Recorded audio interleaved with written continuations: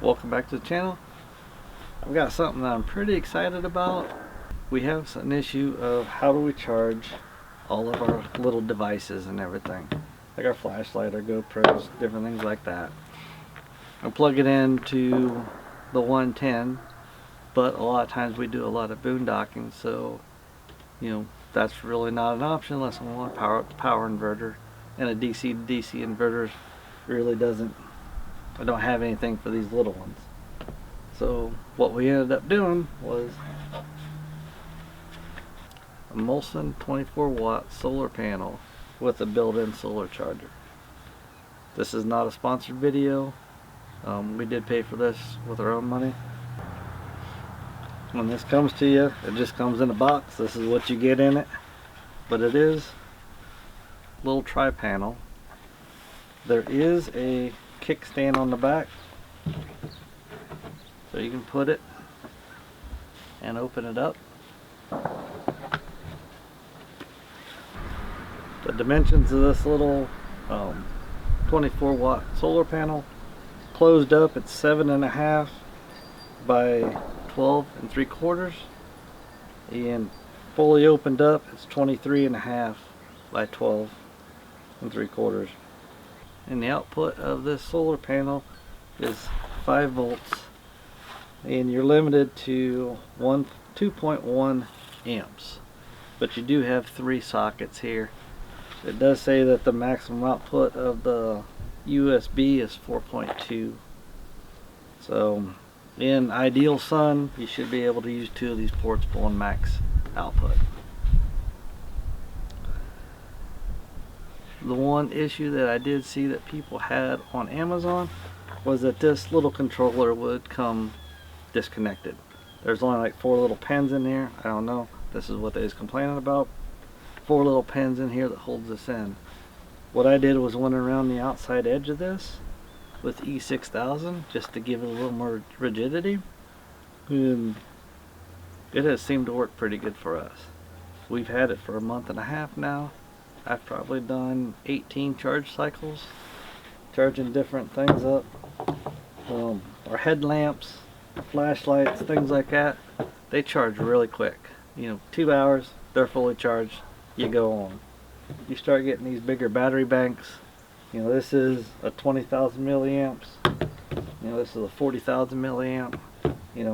This one here will take, it took me a full solar day of going around chasing that sun from about 10 o'clock in the morning till 4:30 at night, and it still wasn't fully topped off. It was completely dead, and it brought it up to 72%. So just to understand the limitations of it and everything. Another thing about these, they got hooks and everything, and they do come with hooks, so you can hang them up different orientations and everything. You can put them on the side of a truck, on your backpack is what they say. This is awful big, not heavy, but just big overall to strap onto my backpack. Well, I'm not going to be walking like that. So, but to hang this up, put it on a tree or something like that, if you are hiking, I could see that. The hinges all seem to be bonded with like a plastic stranding, and the outside it feels pretty reinforced. I know it's not waterproof, so you can't let it sit outside in the rain. So this is just something that we bring out in the morning. My headlamps and stuff like that we use at nighttime. I've set them out in the morning. I charge them up at the sun's up, and we go on. I guess right now I got a little video of showing the output of it.